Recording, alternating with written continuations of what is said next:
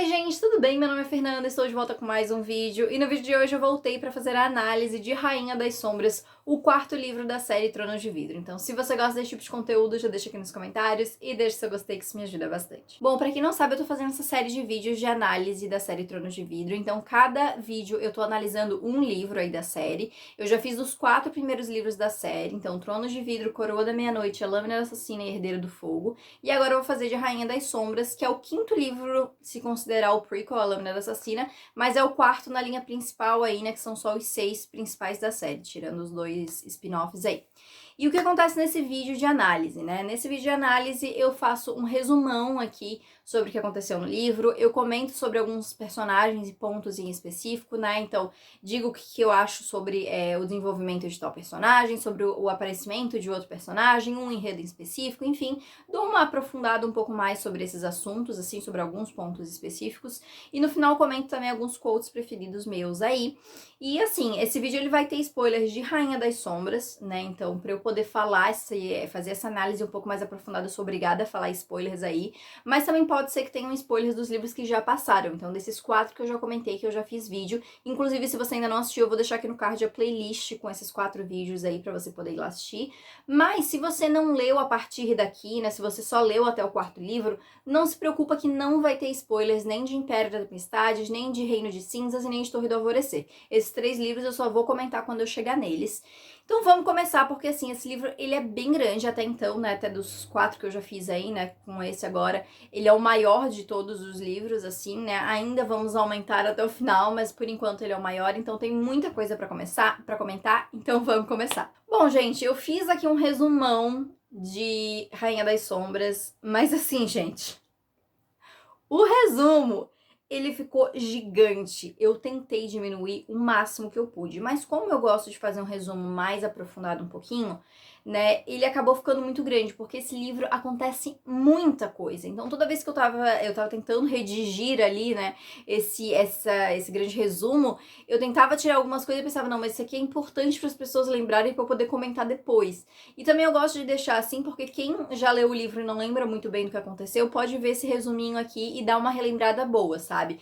Então até no vídeo do segundo, eu acho que foi Coroa da Meia-Noite, eu consegui dar uma boa reduzida, porque eu deixei mais os acontecimentos principais, mas aqui não tem como, então vai ficar um resuminho meio grandinho, tá? Se você não quiser saber aí do resumo, se você lembra bem da história e quiser pular direto aí pra discussão em si, eu vou deixar aqui marcado quando começa a discussão do livro em si, mas eu vou ler aqui para quem quer relembrar ou para quem ainda não leu e quer saber o que acontece. Aelin está de volta à Forte de Fenda e logo descobre que seu primo, Aedion, foi preso pelo rei e vai ser executado. Ela então aceita um acordo com seu antigo mestre, Arobin, para salvá-lo, e em troca ela irá capturar um comandante Vogue para ele. Porém, secretamente, Aelin já está colocando seus planos em ação contra Arobin. Aelin reencontra Chaol, que agora é um dos líderes dos rebeldes, e conhece Nesryn, uma guarda da cidade que no passado já teve um caso com Chaol. Os dois conversam e contam o que aconteceu nas semanas que passaram separados. Chaol culpa Aelin pelo que está acontecendo. Ele conta sobre Dorian estar com um colar de pedra Vogue e Aelin explica que isso significa que ele está possuído por um príncipe Vogue e que melhor seria matá-lo, mas os dois brigam por isso. Arobin manda Lysandra para Aelin como um presente para ela matar, mas as duas conversam e depois de Aelin conhecer Evangeline, a protegida da cortesã, as duas se aproximam. Depois de um elaborado plano, Aelin consegue resgatar Aedion. Ela quase mata Dorian ao sair, o que depois causa uma briga com Chaol. Após o general se recuperar, ele e Aelin conversam sobre seus passados e se reconectam após anos separados. Uns dias após o resgate de Aedion, ele, junto de Aelin e Nesryn, saem para beber e, ao voltarem, encontram com Rowan Whitestone para a alegria de Aelin. Aelin e Rowan conversam sobre o que aconteceu no mês em que estiveram separados, e ele conta que foi até ela porque descobriu que Lorcan havia ido para a Forte de Fenda, provavelmente para ir atrás de Aelin. Ele também revela, após conhecer Aedion e sentir seu cheiro, que ele é filho de Gavril, um dos seus antigos companheiros na corte de Maeve. Arobin manda um convite para Aelin, Rowan e Aedion para jantar, e como uma intimação para ela cumprir sua parte no acordo. Ela e Rowan capturam o comandante Vogue e o deixam escondido para levá-lo para Arobin. Nesse meio tempo, Aelin monta uma armadilha para Lorcan, que cai e acaba sendo perseguido por cães de Wood. Ele encurrala Aelin e ameaça a rainha, mas ainda não diz o porquê de estar ali. No jantar, Aelin e Arobin interrogam o comandante Vogue, que conta que são anéis que os controlam, junto do sangue da pessoa. Arobin tenta provocar Aelin a noite toda e se irrita quando nota a conexão entre Rowan e Aelin. Ela pede seu medalhão de Orient de volta, o que possui a chave Word, e ele concorda, em troca dela não atrapalhar mais os seus negócios. Antes dela ir embora, Arobin coloca o anel de Word em seu dedo e tenta controlá-la. Ela finge que funcionou, e depois conta que era um plano para ver qual era a verdadeira intenção de Arobin. Ela conta para Rowan que deixou Arobin para Lysandra matar. Os dois conversam um pouco, e ela tenta se aproximar de Rowan, mas ele não deixa. Ela acredita que ele está rejeitando e se afasta. Lysandra mata Arobin no dia seguinte. Eileen é chamada na fortaleza, onde assume o papel de Selina. Na leitura de testamento é descoberto que Arobin deixou tudo para sua ex-protegida, mas ela aceita vender tudo para os outros assassinos. Ela conta para Aegon e Ron que trocou os testamentos e que na verdade só iria receber o medalhão de Orient. Eles descobrem um estoque de fogo do inferno, uma substância poderosa que Eileen irá usar para derrubar a torre do relógio e o bloqueio da magia.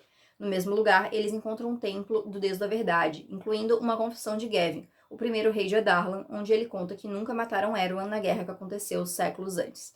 Eles apenas o colocaram para dormir em uma montanha que na língua antiga é chamada de Morath. Logo em seguida, Nesryn vem avisar que, segundo informações, o rei tem um exército em Morath, além de um exército aéreo de bruxas com serpentes aladas. Abalada, Eileen não quer conversar e acaba sendo quase morta por Lorca.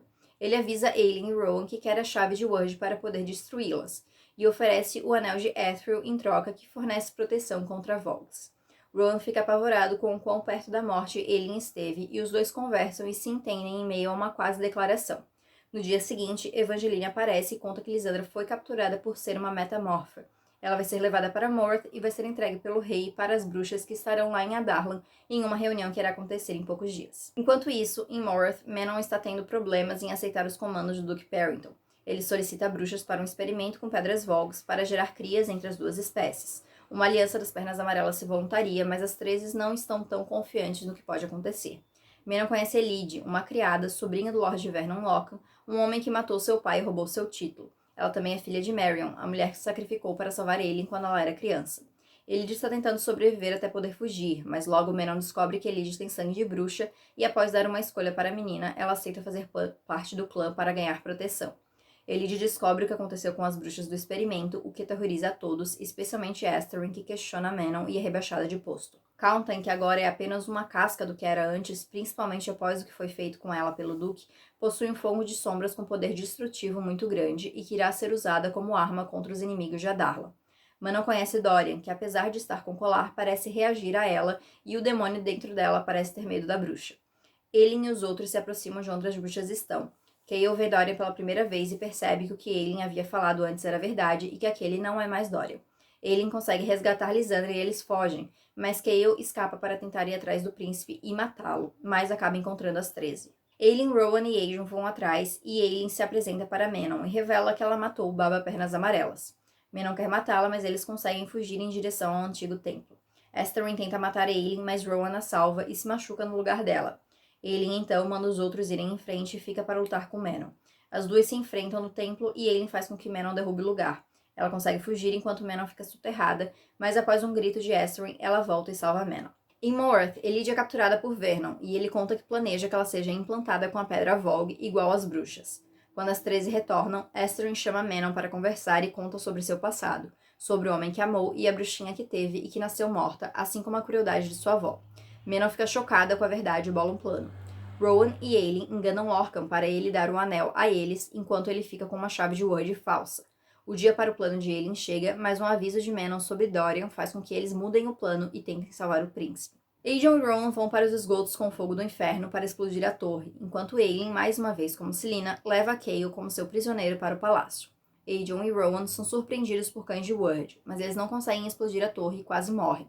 Mas Lorcan aparece para ajudá-los. Mais tarde ele revela que foi por ter descoberto que Aegon era filho de Gabriel e que não podia deixar o filho do companheiro morrer. Eileen vai até o rei e começa seu plano, mas o rei já sabe que ela é a rainha de Terrazen. Eileen consegue atrair a atenção do rei quando mostra o olho de Helena e revela saber que aquela é a chave para libertar Erwan.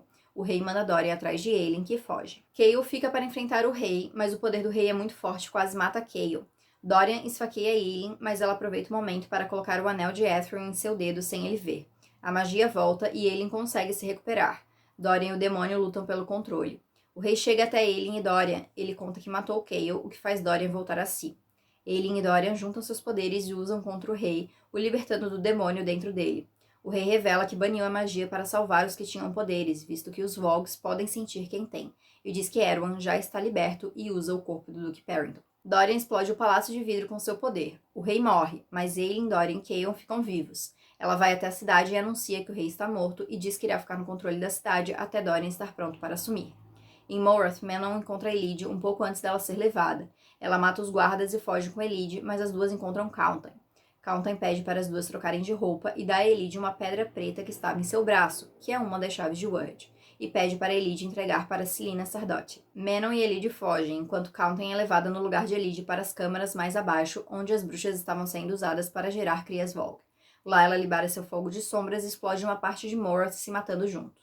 As 13 deixam Elide em segurança. Manon diz que elas terão que voltar, mas dá suprimentos para Elide e conta que Aelin está viva e que ela devia ir até a sua rainha.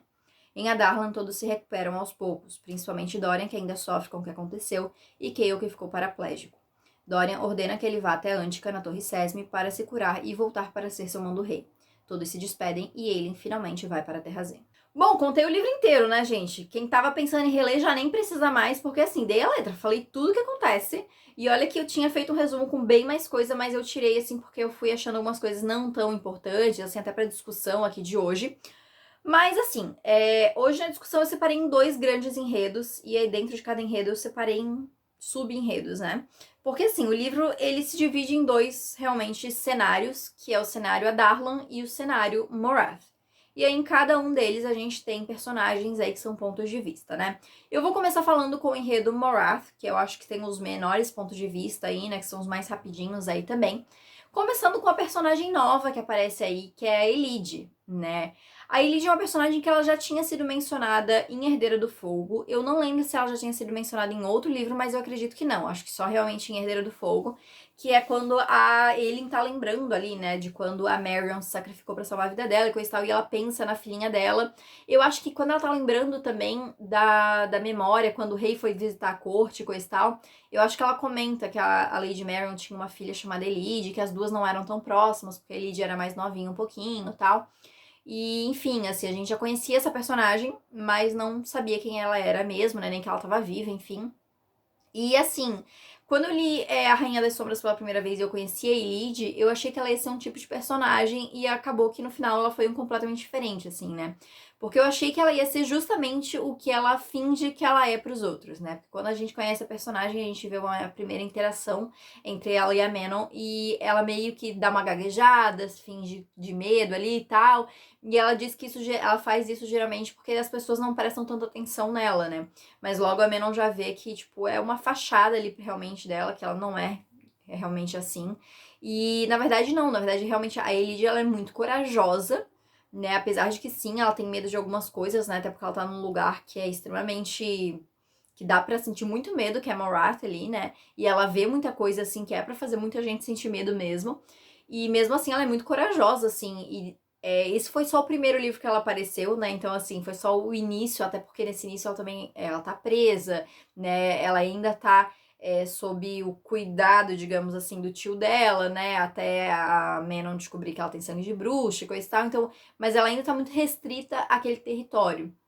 Agora a gente vê, né, no final do livro, terminou com a Manon deixando ela ali seguir o caminho dela e contando, né, que a Aelin tá viva, enfim, e a gente já consegue imaginar que no próximo livro é esse o enredo dela, né, ela vai se encaminhar, então, pra ir encontrar com a Aelin, e ao mesmo tempo ela tá com essa segunda missão, que é entregar a chave de Wyrd pra Celaena Sardotti. E nesse momento ela não faz ideia que a Celaena e a Aelin são a mesma pessoa, né? Então ela vai ter que procurar aí no próximo livro também saber quem é essa Celaena, né? Onde é que ela tá, pra poder entregar a chave. Então esse vai ser o grande enredo dela, digamos assim, no próximo livro. E uma coisa que eu acho muito interessante da Elide, além dessa coragem dela, né? Porque é bem a questão de aparências engano, né? Porque ela é pequenininha, ela é mais novinha um pouquinho também, né? Eu acho que ela deve ter o quê? 17, 18 anos, que ela é mais nova do que a Aelin, né? Então ela é toda pequenininha, tal, ela não tem poder, ela é só uma humana, digamos assim. Ela tem um dos tornozelos dela quebrado ali, então ela manca pra andar. Mas ao mesmo tempo ela tem muita coragem, ela tem muita coisa que ainda ela vai fazer, que eu acho maravilhoso, eu gosto muito da Elide mesmo.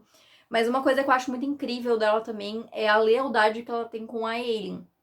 Porque quando eu li também pela primeira vez A Rainha das Sombras, e eu vi que a Elide era filha da Lady Marion, eu fiquei esperando que em algum momento pudesse ter algum ressentimento da parte da Elide pra Aelin, né? Porque a Marion morreu pra proteger a Aelin, né? Então eu fiquei esperando o tempo inteiro ela ter esse ressentimento de tipo, pô, minha mãe morreu pra proteger ela, sabe?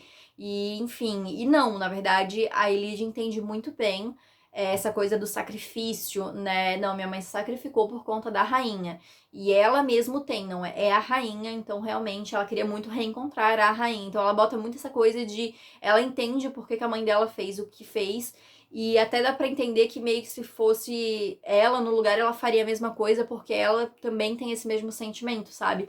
Então eu gosto muito da Elide, assim, por conta disso. Ela sai um pouco do que seria o estereótipo, digamos assim, pra ela, né? E a lealdade que ela demonstra, assim, pra ele, mesmo com tudo que aconteceu, é muito legal. Então eu gosto bastante. No final do livro, que tem toda aquela sequência dela quase sendo levada e coisa e tal, eu acho muito.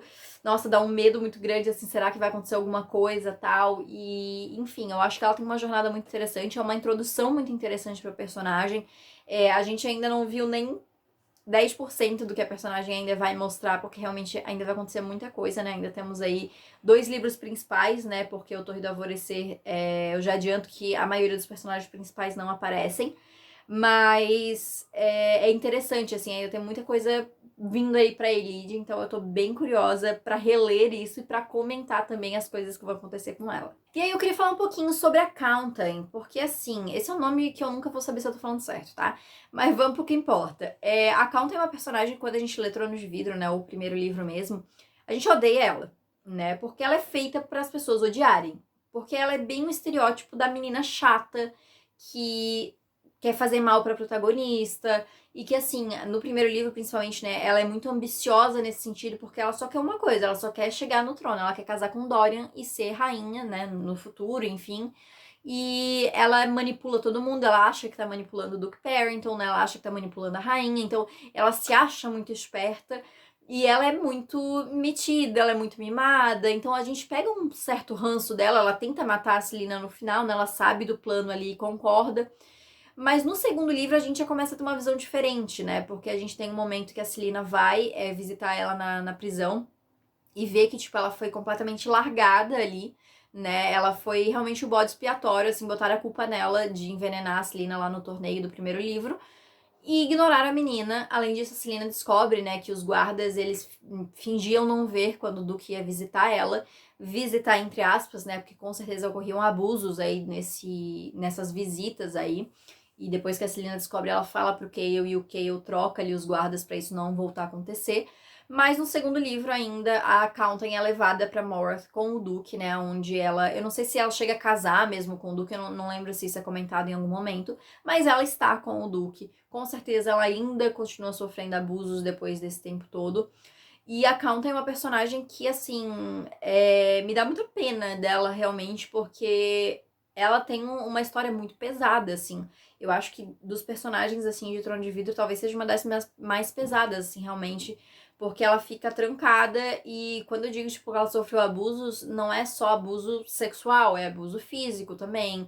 Ela foi possuída por um príncipe Vogue também, né? É mostrado no livro. Ela conta que depois conseguiu retomar o controle da sua mente, mas até isso acontecer, tipo, ela já não tava mais ligando pra nada, tanto é que no final ela se sacrifica, né? E a Manon mesmo no final diz, tipo assim, ela tinha toda a razão de fazer o que ela fez, né? Já que era o que ela queria, assim. Então, de ter um certo controle, pelo menos no final da vida dela. Então, é uma personagem que eu acho muito interessante, assim, como ela tem esse crescimento. Não vou dizer um desenvolvimento de personagem, mas como o contexto e a história vai mudando e vai mudando a nossa percepção sobre ela, sabe? E ela tem um papel muito importante nesse livro, né? Porque ela dá uma das pedras ali, uma das chaves do portão Word ali, pra Elide entregar pra Celina, que é a Aelin, né? Tirando, né, do poder do Erwan, que a gente já vai comentar sobre essa descoberta aí, né? Que o Duque é o Erwan, tirando dele uma das pedras, né? Tirando dele uma das chaves aí. Eles tinham descoberto que o rei, que na verdade agora a gente descobre que era o Duque que estava no comando, né? Mas enfim, que eles já tinham 2 chaves. Então ela acabou de tirar uma, do poder dele. Vamos lembrar que a Ailyn já está com uma, então a gente tem 3 chaves separadas agora. Cada uma tá em um lugar separado. Além disso, ela explodiu uma parte de Morath, né? Acabou ali com aquele experimento com as bruxas e com as crias, Vogs, enfim. Além de ela se matando, ela também tira uma arma das mãos do Erwin, que é o Fogo de Sombras, que era altamente destrutivo, né? Então, assim, ela fez assim, uma grande destruição pro Erwin, realmente, né? Ele tem uma grande perda aí com a morte da Counten.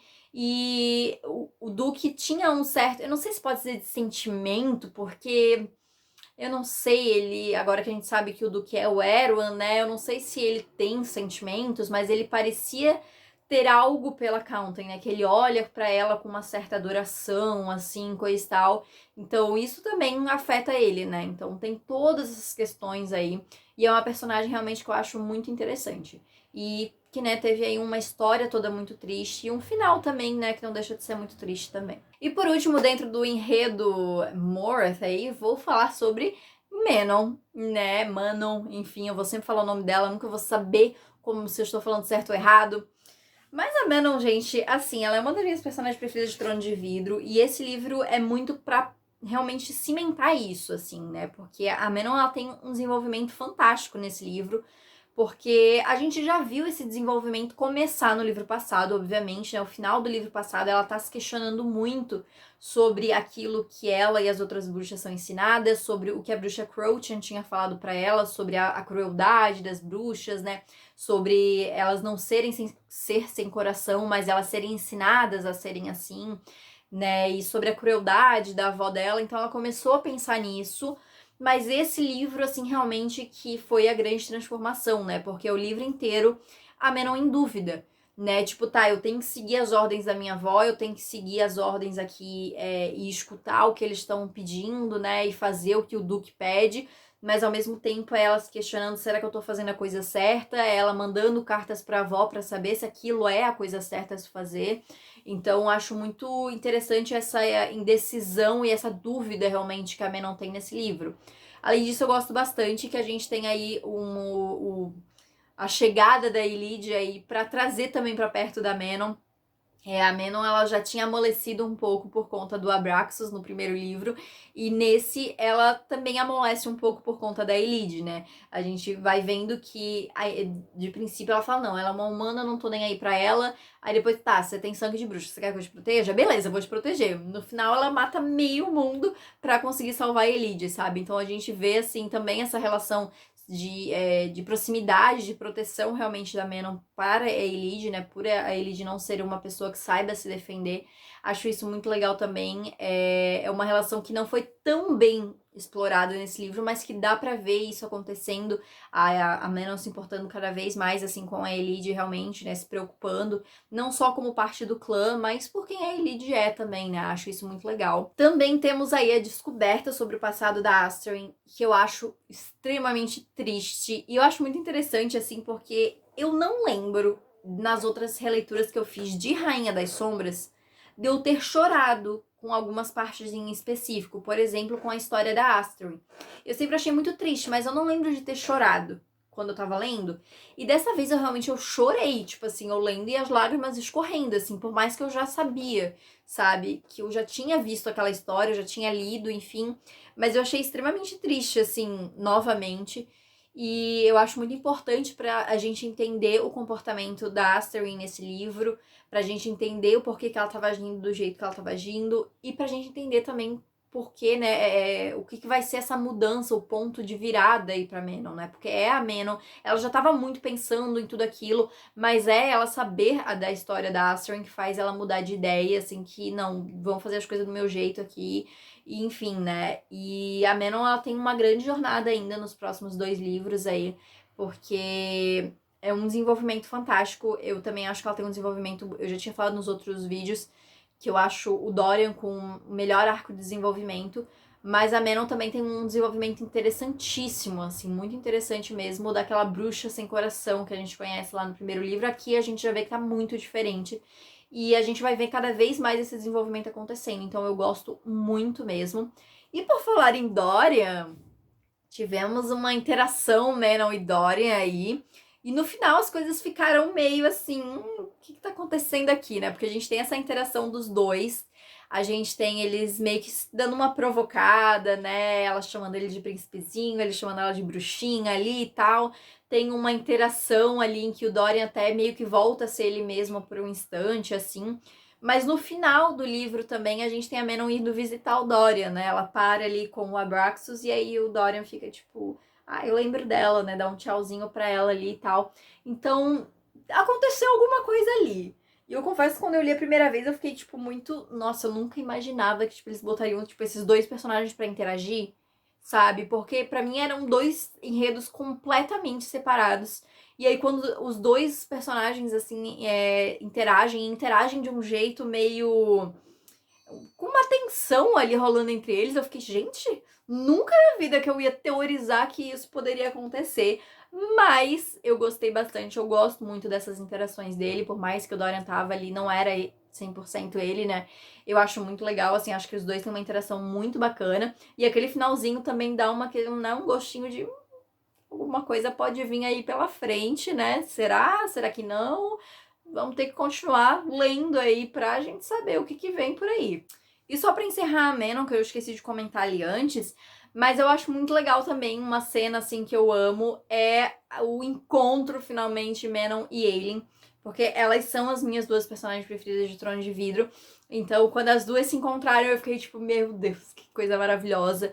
E eu amo aquela cena, eu amo tudo, assim, as duas lutando, e aí, tipo, elas, ah, não, vamos guardar as armas e vamos lutar com as mãos, sabe? E aí, tipo, a Aelin pensando, pô, era uma pena ela ter que matar a Manon, porque ela é uma ótima lutadora. E, tipo, a Manon, acho que pensando, pô, se não tivesse que matar a Aelin, ela ia gostar muito da Aelin. Então, tipo, as duas meio que, tipo, pô, nós somos muito parecidas, mas eu tenho que matar ela, sabe? Eu amo tudo sobre isso. A Aelin salvando a Manon é maravilhoso. A Manon meio que ficando com essa dívida, né? Indo avisar sobre o Dorian no final também é muito maravilhoso. Então, assim, amo, amo, amo esse encontro dessas lendas aí nesse livro. Pra mim, assim, pra mim, quando eu li a primeira vez, parecia tipo um crossover. Porque pra mim os dois plots eram tão separados que realmente a Manon encontra o Dorian e aí depois encontra a Aelin, pareceu assim um crossover, sabe? Por mais que fosse dentro do próprio livro, assim.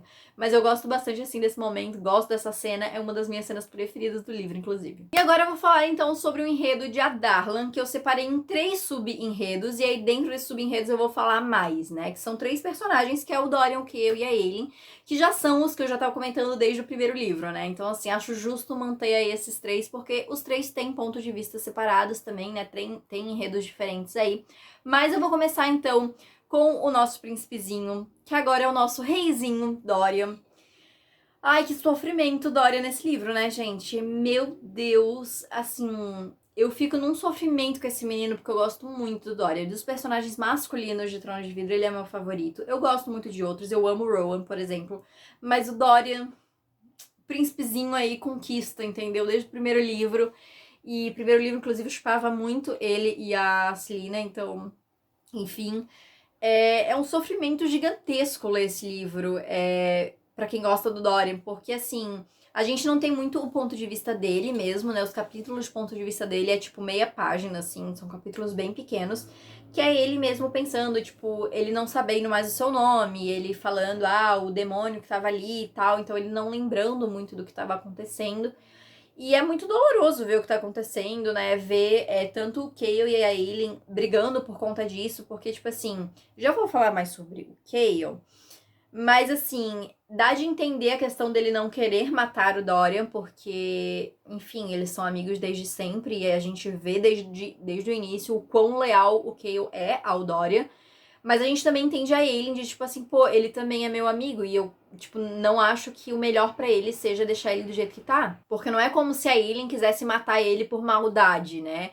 Ela quer matar ele porque ele tá sofrendo, e realmente ele tá sofrendo. Tanto que quando o Kael vê o Dorian depois, ele vê que, pô, não, ela tinha razão. Realmente o melhor pra ele é matar, né? E eu penso, assim, muito na agonia, realmente, do Dorian, né? Depois, quando ele foi libertado ali, dele ter que conviver com isso, a gente não viu ainda realmente ele conviver com o que aconteceu e com o que ele fez nos meses em que ele não era ele.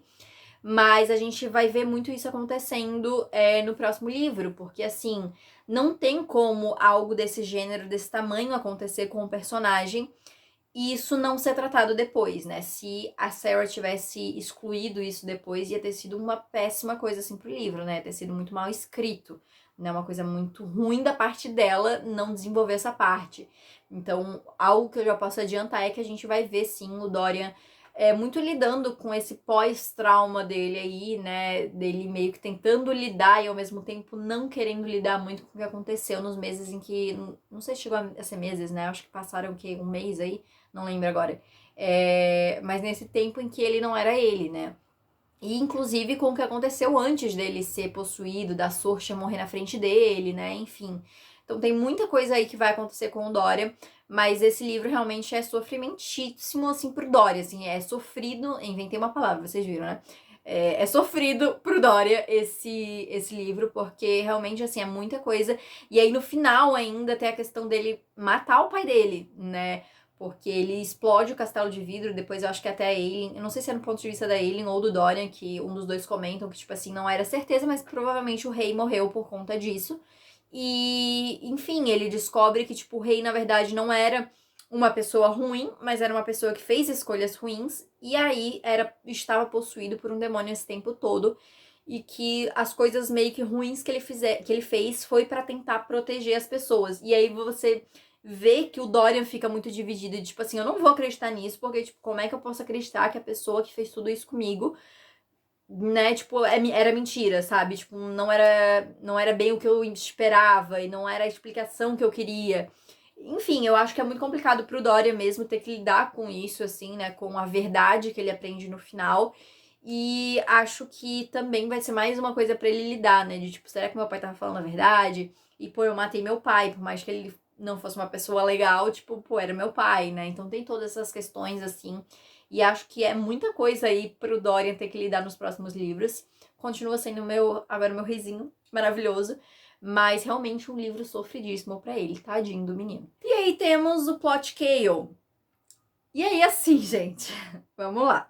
Eu acho que eu já comentei nos outros vídeos, né, que o Kael não é meu personagem preferido de Trono de Vidro, que na verdade eu nem gosto tanto assim do Kael. E o grande motivo de eu não gostar tanto do Kael é Rainha das Sombras, porque ele está insuportável nesse livro. Assim, ele aparecia, eu tava revirando o olho. Assim, vou dizer que, conforme eu releio, eu entendo mais o lado dele, mas mesmo assim é de irritar e é de passar raiva com algumas coisas que acontecem, algumas coisas que ele fala, porque é um absurdo várias das coisas que ele fala, inclusive. Assim, esse livro, ele tá muito. Ele tá sentindo muito o que aconteceu ali no passado, né? Ele tá meio que.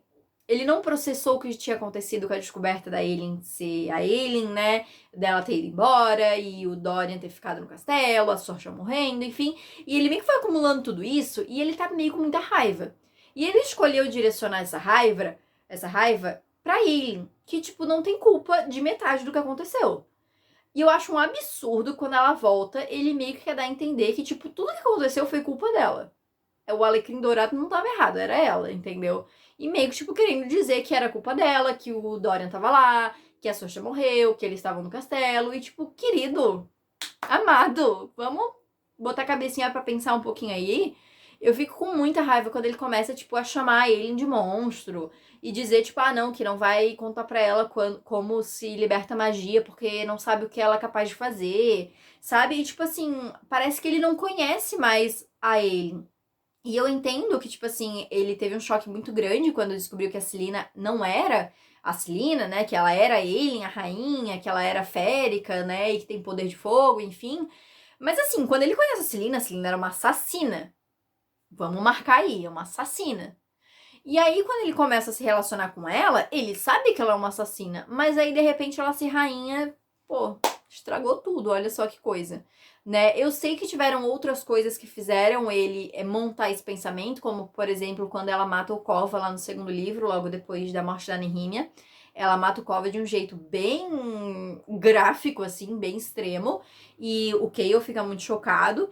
Depois, no final, quando ela mata o Archer também. Mas, assim, ele usa isso, tipo assim, como se ela tivesse matado 2 pessoas inocentes. Não tô dizendo que, tipo, tá tudo bem que ela matou os caras. Mas, assim, o Kova foi quem matou a Nihimia, por mais que teve toda uma questão por trás da morte da Nihimia. Foi ele que matou a Nihimia, a melhor amiga dela, tipo assim, na época, que a Aileen se sentiu muito culpada também. E o Archer, tipo assim, tava envolvido nessa questão. E meio que queria matar ela ali, tipo, tava tentando manipular ela ali, sabe? E aí, tipo, ele culpa ela por, sabe? É umas coisas assim, nada a ver. Eu fico com muita raiva quando ele começa com esses papinhos assim. Mas eu acho que no caso dele é muito assim, ele tá com ódio dele mesmo.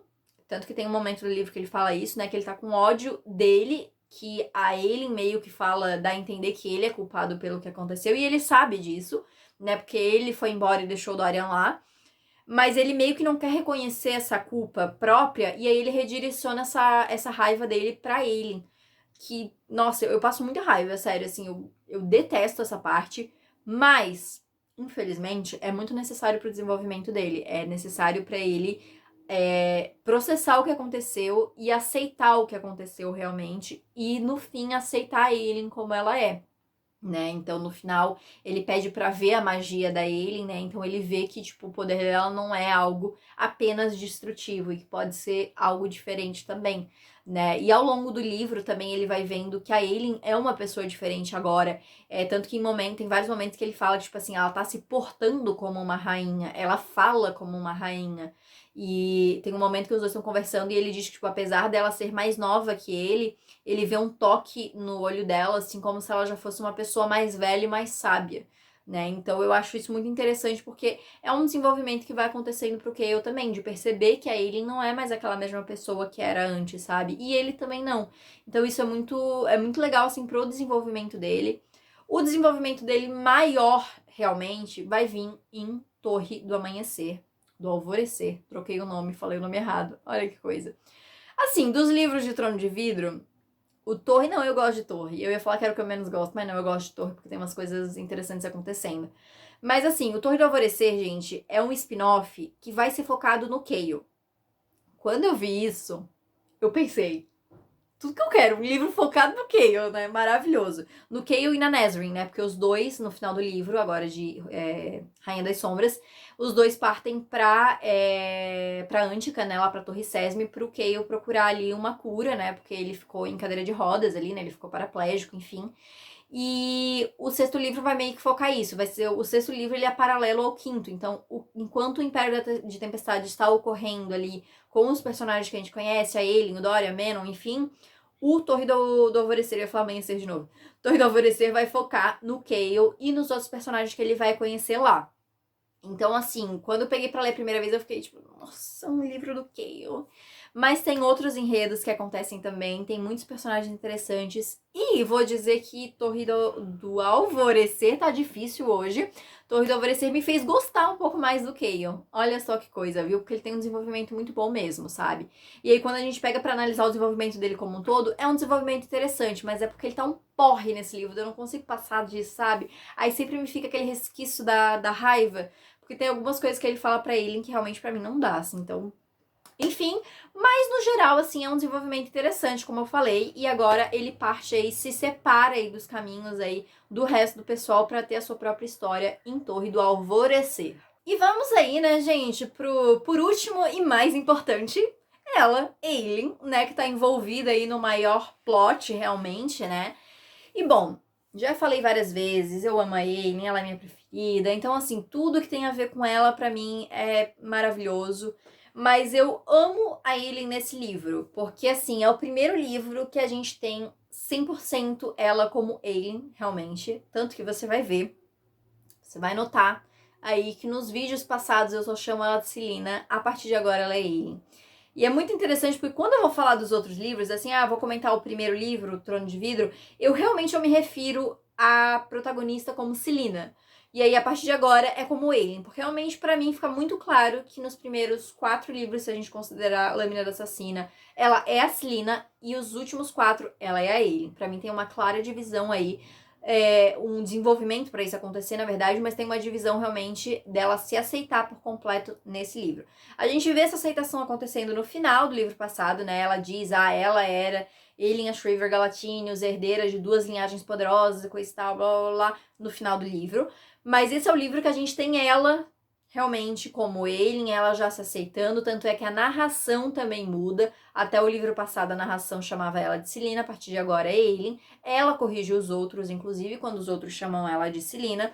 E a partir de agora, ela é a rainha, ela é a herdeira, ela vai atrás do que é dela por direito. E eu acho isso muito interessante, acho muito bacana a gente tirar essa parte, porque até então o terceiro livro foi muito sobre isso, né? Foi muito sobre ela aceitar quem ela era, não só a identidade dela como ele, mas o seu, sua herança férica, o seu poder de fogo. E nesse livro ela está extremamente confortável com o que ela é, com o que ela tem, e na verdade ela tá até sentindo falta, porque ela em Adarlan ela tá sem poderes, ela tá sem acessar a sua forma férica, então ela sente falta, né?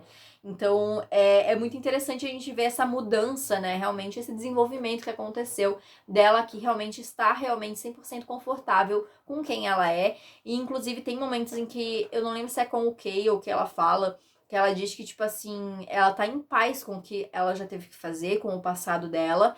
Ela aceitou o passado dela e é isso, entendeu? Tipo, ela fez o que ela tinha que fazer pra sobreviver, pra chegar até onde ela chegou. E é muito interessante realmente que ela tenha aceitado isso, por mais que em alguns momentos a gente vê ainda umas coisinhas de culpa ainda corroendo ela por alguma situação ou outra, mas no geral ela tem uma grande aceitação com esse passado dela, não só o passado criança como ele, né, mas também o passado dela de adolescente e jovem adulta aí como Celaena, né, como uma assassina. Então eu acho muito interessante que a gente já comece esse livro assim, sabendo que agora era uma protagonista completamente diferente. E eu acho muito legal também, porque assim, quando eu vou lendo e eu vou analisando, eu nunca reparei muito pra mim, tipo, ela tá igual, tipo, no primeiro livro, sabe? Mas não. Tanto é que no momento em que ela vai atuar como Celaena, né? Quando ela finge que ela é Celaena pra voltar lá na fortaleza e coisa e tal, o comportamento dela é completamente diferente. Tanto é que ela apavora o Aedion e o Rowan, que os dois ficam, tipo, ela era assim, tipo, meu Deus do céu, sabe? Tipo, completamente diferente. E quando a gente lê o primeiro livro, na verdade, a gente não vê esse comportamento, mas isso porque era um comportamento pré-Tronos de Vidro. Era o comportamento dela antes de Endovier. Endovier também fez ela amadurecer muito e perder muito da arrogância que ela tinha, né, dessa coisa toda que ela tinha. Então, os outros assassinos, né, lá da Fortaleza, eles estavam acostumados com ela antes de Endovier, porque eles não tiveram contato com ela depois que ela saiu, né? Então, aquela era ela antes. Então, a gente vê quem ela é agora e quem ela era antes é uma grande diferença. E quando ela realmente vai atuar como Celaena, você vê, nossa, realmente é uma pessoa completamente diferente. Então, eu acho isso muito interessante, é muito legal pra gente realmente ver o desenvolvimento dela como um todo. Continua acontecendo desenvolvimento porque personagens estão em constante desenvolvimento nos livros, né? Mas eu acho que assim, é menos ainda do que a gente teve no livro passado, porque o livro passado foi um livro para aquilo, né? Foi um livro para ela sair de Celaena e ir para ele, e aqui é mais um livro para ela realmente continuar esse papel e continuar assumindo aí, né, esse papel de Aelin, enfim. Mas eu gosto muito, assim, de tudo que acontece com ela e de tudo que ela precisa fazer, né? Enfim, os planos secretos dela, né? Acho tudo maravilhoso, assim, só realmente cimenta Aelin como a minha personagem preferida, maravilhosa, rainhazinha, perfeita. Mas vamos falar de algumas coisas que acontecem com a Aelin que envolvem outros personagens também, pra eu poder falar de outros personagens. Vamos começar com Arobin. Eu já comentei em outro vídeo, mas eu odeio esse homem. Assim, pra mim o Arobin é o pior vilão de Trono de Vidro. Isso porque, pra mim, ele é muito real, porque a gente pode muito facilmente relacionar ele com pessoas que a gente conhece da vida real, né? Ele tem muito da coisa do cara tóxico, relacionamento abusivo. Comentei muito disso lá no vídeo de A Lâmina da Assassina, então eu não vou me estender muito sobre isso. Mas nesse livro a gente vê isso acontecendo ainda mais. Inclusive, quem não leu A Lâmina da Assassina vai ficar meio assim, porque de repente perca algumas coisas que aconteceram. E agora eu tô falando não só do Arobin, mas em relação a tudo, tá? Porque tem muita referência de A Lâmina da Assassina nesse livro. Então, seria o ideal você ler pelo menos antes desse livro, porque assim, Lisandra aparece, a gente não sabe muito sobre a rivalidade delas se você não leu A Lâmina da Assassina. Essa questão com o Arobin, a gente não sabe muito, sem ser os relatos da Aelin, né, da Celaena ali. A gente vai saber mais realmente em A Lâmina da Assassina. Toda a questão do passado dela com o Sam, a gente só vai ver lá. Tem menção aos assassinos silenciosos, tem menção a Ansel, tudo isso aparece em A Lâmina da Assassina. Então, assim, se você ainda não leu, quando você lê A Rainha das Sombras, você fica um pouco perdido. E eu digo isso porque eu li A Lâmina da Assassina depois do 4º livro e eu fiquei muito perdida em algumas coisas. Então, eu acho importante ressaltar isso. Mas, voltando pro Arrowby, lá em A Lâmina da Assassina a gente vê realmente ele sendo extremamente abusivo. E aqui a gente vê um pouquinho também, a gente vê um toquezinho, mas aqui a Aileen já é muito mais esperta do que a Celina de 16 anos era. Então, assim, ela já sabe que ele tá tentando manipular, além de que ela já sabe a verdade toda do envolvimento dele na morte com o Sam, né, dela ser mandada pra Endovier. E, inclusive, ela descobre, e nós, leitores também, que a tortura que o Sam sofreu, tudo que aconteceu com o Sam, o Arrowby que pediu. E, cara, eu não lembrava disso. Mas, assim, todas as coisas, né, que fala, quando a Celina, é uma descrição bem gráfica, né, quando a Celina vê o corpo do Sam, ela fala um monte de coisa, de ossos quebrados, né, vários machucados, assim. E, tipo assim, o Arrowby que pediu isso. Que ódio desse homem, entendeu? Ele não podia só, tipo, mandar matar o menino, não, ele tinha que fazer o cara sofrer numa tortura por horas. Nossa, que ódio dele. Eu realmente tenho muito ódio. Quando ele morreu, assim, ó, foi tarde, entendeu?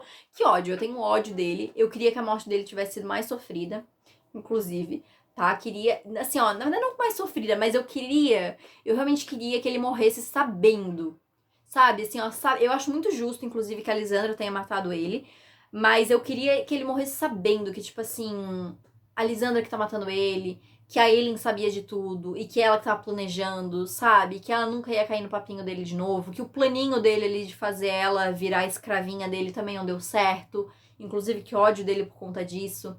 E o cara é tão abusivo que, tipo assim, ele viu a Aileen e o Rowan e viu a conexão dos dois e ele já tava planejando em matar o Rowan, porque ele sabia que com o Rowan na jogada ele não ia conseguir ter ela de volta.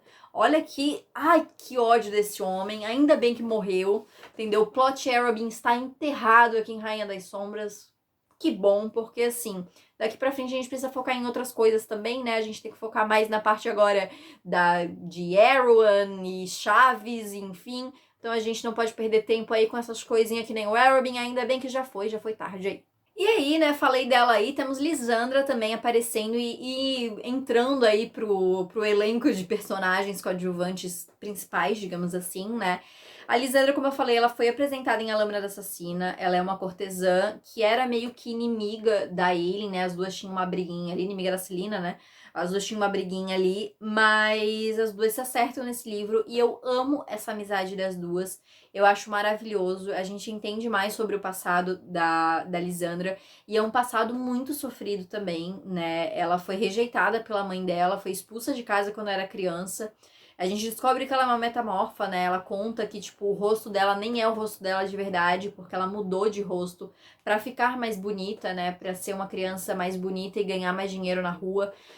Foi encontrada pelo Arrowby, foi vendida pra um bordel, foi criada pra ser uma cortesã, né? Com certeza não foi uma criação fácil. Foi vendida pro Arrowby, né? À noite ali, o leilão da virgindade, e meio que, apesar dela ter os seus clientes, né? Ela é meio que exclusiva, digamos assim, do Arrowby também, porque ele tá sempre com ela.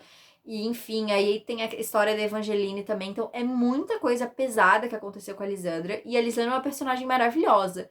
Eu gosto muito da Lisandra.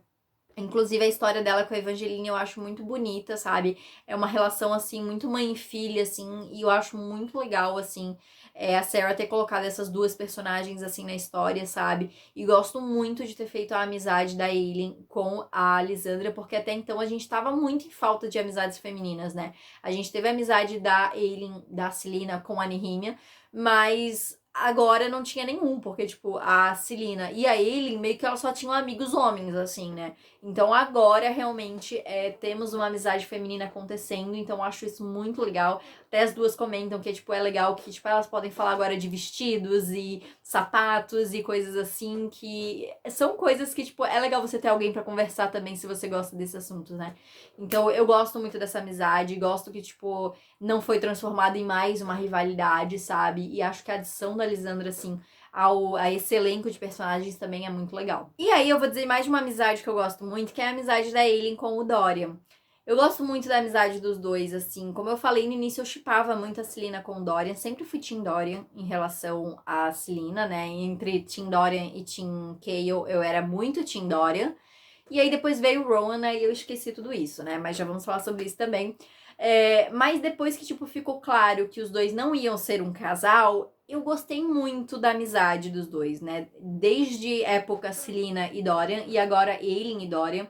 Eu gosto muito dessa amizade, eu gosto muito no final, assim, quando o Dorian diz, tipo assim, cara, você voltou por mim, sabe? Você prometeu que você ia voltar e você voltou. Eu acho isso muito bonito, assim, essa relação que eles constroem. É uma amizade que a gente vê realmente sendo construída ao longo dos livros. E eu gosto muito, apesar da gente não ver muito dessa amizade acontecendo nesse livro. A gente vê um toquezinho ou outro, principalmente no final, ali, depois que o Dorian volta a ser ele mesmo. Tem um momento incrível que os dois juntam seus poderes, que realmente é muito bonito. Eu gosto daquela cena bastante, assim. E, enfim, né, tem essa coisa também da Aelin ficar pensando muito, pô, ela não queria matar o Dorian, mas, tipo assim, é justamente por eu amar ele, por ele ser meu amigo, que eu preciso fazer isso, sabe? Então, eu gosto muito, assim, não tem. Eu gosto bastante dessa amizade, acho legal do jeito com que vai sendo explorada, sabe? É algo bem bacana, assim. E por falar em relacionamentos, né, não só de amizade, a gente tem nesse livro o fechamento, realmente, né, Aelin e Kayle. Tem os dois aceitando aí que o passado é passado e acabou, né? Tanto a gente tem a Aelin falando que ela vê ali a Nesryn e descobre que os dois já tiveram passado e ela vê que ela não sente mais ciúmes, né? Quanto depois também o Kayle, quando vê a Aelin com o Rowan, ele fala... A princípio ele fica meio assim, né? Que ele ainda comenta, ela não tinha dito que o príncipe era tão bonito. Mas depois também, tipo, ele vendo os dois juntos, ele fica, tipo, feliz que pelo menos ela tem alguém, sabe? Então eu acho legal, eu acho que pelo menos dá um final mais maduro pro casal, sabe? Apesar da gente ter essas briguinhas acontecendo e coisa e tal, o Dorian não, o Kayle sendo um insuportável no livro inteiro, pelo menos no final, assim, ambos estão em paz com o jeito que as coisas terminaram. E novamente, apesar de eu não shippar Celina e Kayle, eu acho que é muito importante pra história como um todo do livro, sabe? Então eu acho isso bem bacana. E aí, com o fechamento desse relacionamento, a gente tem o início de outro, que é Aelin e Rowan. E aí eu posso falar sobre isso, porque no livro passado, a gente tem só a amizade dos dois ali. Inclusive, ambos, né, tipo, mais do ponto de vista da Aelin, na verdade, ela dizendo que, tipo assim, não sente nada, tipo, no sentido romântico em relação ao Rowan, né, mais uma coisa de amizade mesmo, né, a questão dos dois ser Kahanan e tal.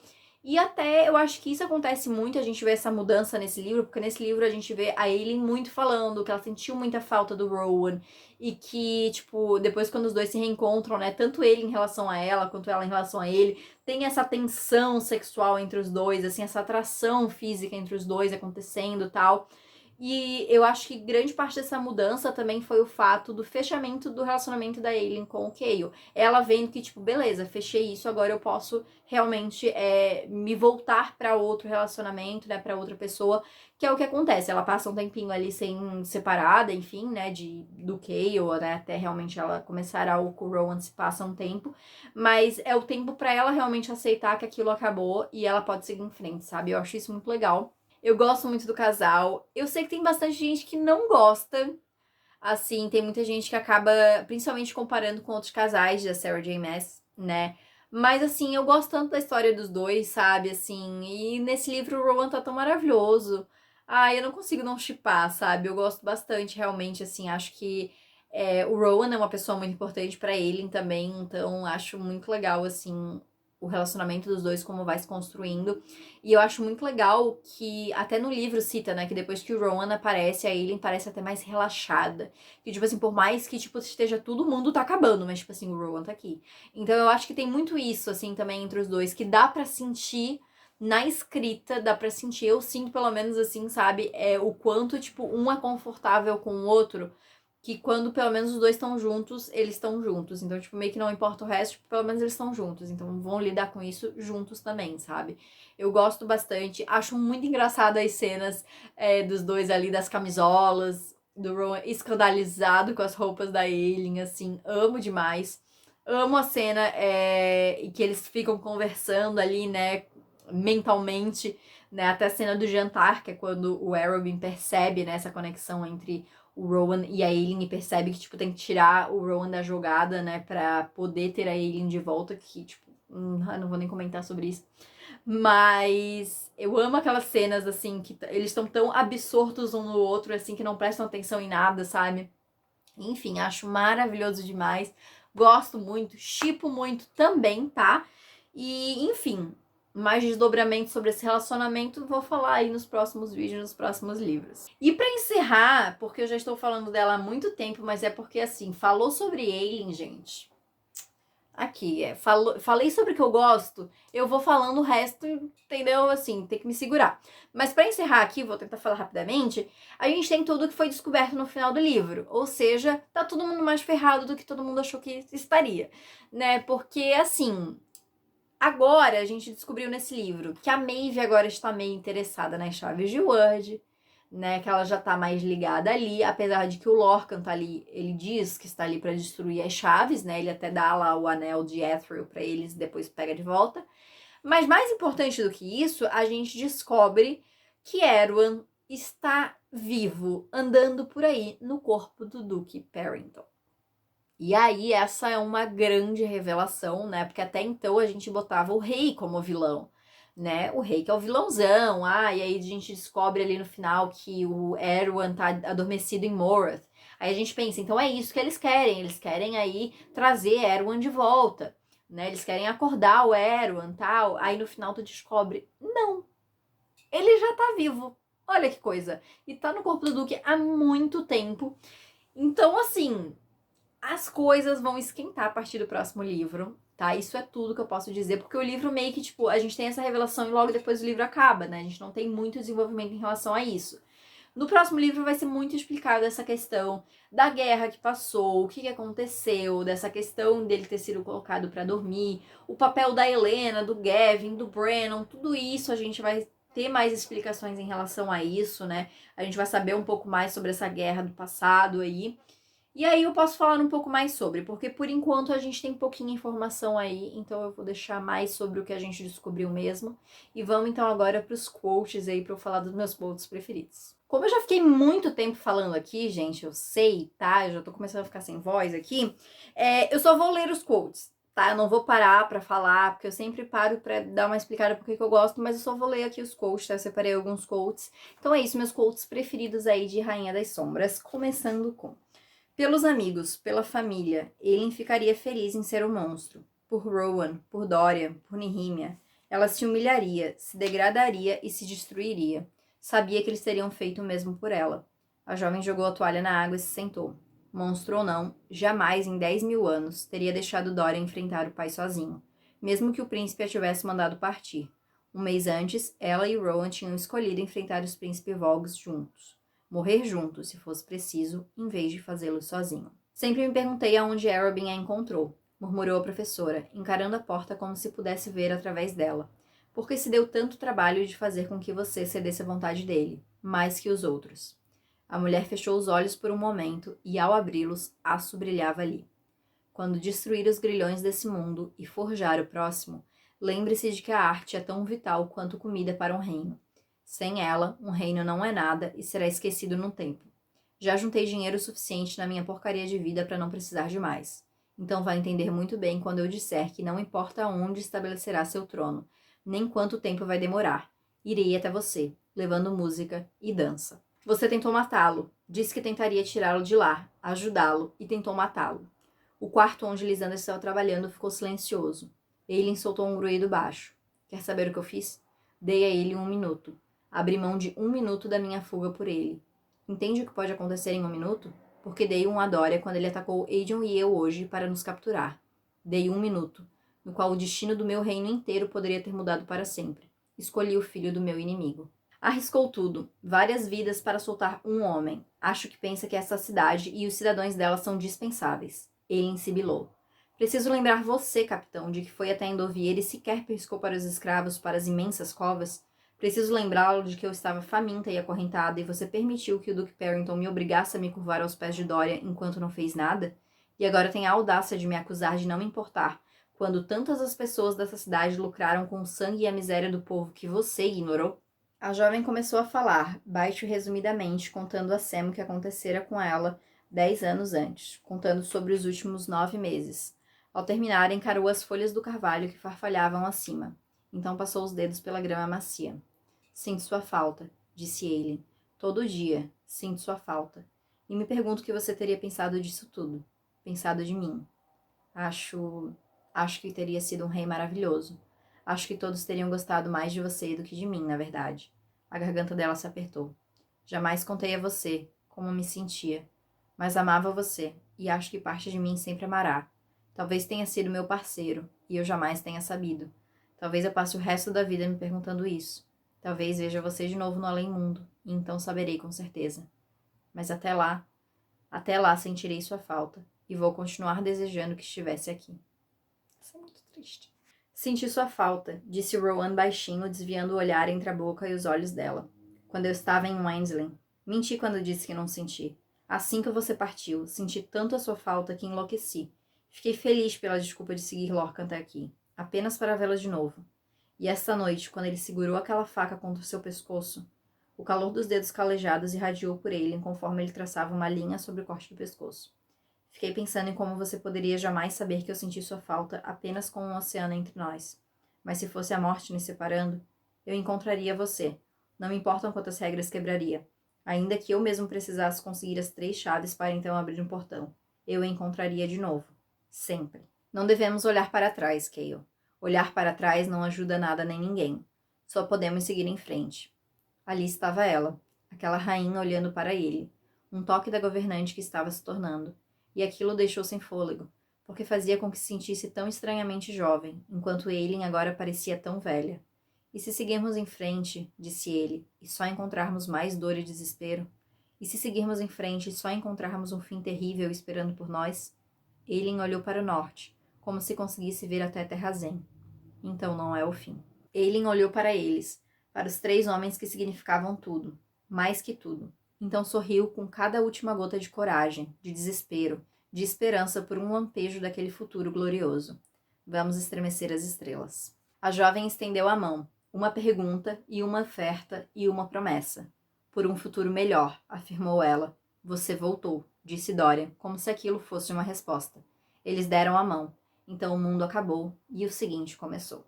Você não vai acreditar em mim, continuou ele. O que eu acabei de dizer. Você não vai acreditar em mim. Eu sei e não tem problema. Não espero que acredite. Quando estiver pronto, estarei aqui. Você é a rainha de Terrazen. Não pode estar. Quem disse? Somos donos de nossos destinos. Nós decidimos como seguir em frente. Ela apertou a mão dele. Você é meu amigo, Dorian. Um lampejo de memória, da névoa de escuridão e de dor e medo. Voltei por você. Vocês 2 voltaram, afirmou ele. A garganta de Eileen oscilou. Você me tirou de Endovier. Achei que deveria retornar o favor. Dorian olhou para o tapete, para todos os fios entremeados. O que faço agora? Eles tinham partido. A mulher que ele amara e o homem que odiara. Dorian a encarou. Não havia cálculos, nem frieza, nem pena naqueles olhos turquesa. Apenas honestidade determinada, como fora desde o início com ela. O que eu faço? Eileen precisou engolir em seco antes de falar. Ilumine a escuridão. O rei de Adarlan está morto, informou Manon. O mundo parou. Eileen Galatinius o matou e destruiu seu castelo de vidro. Elide cobriu a boca com a mão, balançando a cabeça. Eileen. Ela contou com a ajuda, continuou a bruxa, do príncipe Aedion Ashriver. A menina começou a chorar. E dizem os boatos que Lord Ren Ellsberg está trabalhando no norte como rebelde. Elide enterrou o rosto nas mãos. Então uma mão firme com pontas de ferro tocou-lhe o ombro. Um toque hesitante. Esperança, disse Manon baixinho. Como era? Perguntou Manon baixinho. Amar. Pois for amor, o que Estrin, talvez a única de todas as bruxas dentes de ferro, sentira, aprendera. Era como morrer um pouquinho a cada dia. Era como estar viva também. Era alegria tão plena que doía. Aquilo me destruiu e me desfez e me forjou. Eu odiava sentir isso, porque sabia que não podia escapar. E sabia que mudaria para sempre. E aquela bruxinha, eu a amava também. Eu a amava de uma forma que não consigo nem descrever. Só posso dizer que foi a coisa mais poderosa que já senti. Maior que ódio, que desejo, que magia. Ele passou a mão pela rocha áspera, e a pedra crescida pelo sol formigou como em comprimento. Então ela deu um passo além da pedra e finalmente Aelin Shriver Galatinius estava em casa. Assim, a vontade era ler todos os quotes marcados, assim. Vocês estão vendo aqui? Mas assim, muito quote, né, gente? Então, obviamente não. Esses foram alguns dos que eu gosto. Talvez tenha ficado algum passado aqui na hora que eu separei. Mas já deu pra ter uma noção, assim, dos quotes, né? Sobre o livro como um todo, eu amo esse livro. Rainha das Sombras é o meu livro preferido de Trono de Vidro. Então, assim, talvez esse vídeo tenha ficado até um pouquinho maior do que deveria, mas é porque realmente esse livro eu amo ele de paixão. Eu gosto porque ele mistura essa coisa do que era antes com o que vai ser a partir de agora, sabe? Então a gente tem muito essa mistura dos enredos, a gente tem um pouquinho dos primeiros livros com eles em Forte da Fenda, ali o castelo, tal, mas a gente também tem os personagens novos, toda essa coisa nova da magia acontecendo, então eu gosto bastante dessa mistura, gosto que realmente reúne tudo aquilo que a gente viu também na Lâmina da Assassina, a gente tem encerramentos de enredos, como por exemplo do Araby, então eu gosto muito desse livro. Esse livro, obviamente, é 5 estrelas pra mim, ele obviamente é favoritado pra mim, dos 8 realmente tá lá no topinho, então assim, não tem como eu não falar muito sobre esse livro, não elogiar muito, porque eu gosto demais dele. E eu já vou me preparando, porque o quinto livro... Na verdade, não é só o quinto livro, os últimos 3 livros é muito sofrimento. Assim, adianto isso, entendeu? É muito sofrimento, então eu tô me preparando psicologicamente pra isso. Mas, né, faz parte pra encerrar aí essa releitura, eu preciso passar por eles, então... Mas teremos aí momentos de tensão. Eu já tô até vendo como é que vai ser o próximo vídeo, gente. Mas enfim, vamos aguardar aí, né, o próximo mês com Império de Tempestades. Mas então era isso, gente. Essa foi a análise de Rainha das Sombras. Eu acho que ficou um pouquinho grande, porque eu falei pra caramba. Mas eu espero que vocês tenham gostado. Deixa aqui nos comentários o que vocês acharam, o que vocês gostam e não gostam também em Rainha das Sombras, né? Se vocês notaram, nesse vídeo não teve a parte de pontos negativos, que pra mim não tem nada de negativo nesse livro. Eu amo esse livro, então, né? Mas se você tiver, pode deixar aqui nos comentários, não tem problema. Essa é só a minha opinião. Deixa aqui também o seu gostei, que isso me ajuda bastante. Se inscreve no canal se você ainda não é inscrito. E não esquece de ativar o sininho pra não perder as notificações, e me segue lá no Instagram também para continuar acompanhando o meu conteúdo literário. Então é isso, gente. Muito obrigada por ter assistido e a gente se vê no próximo vídeo.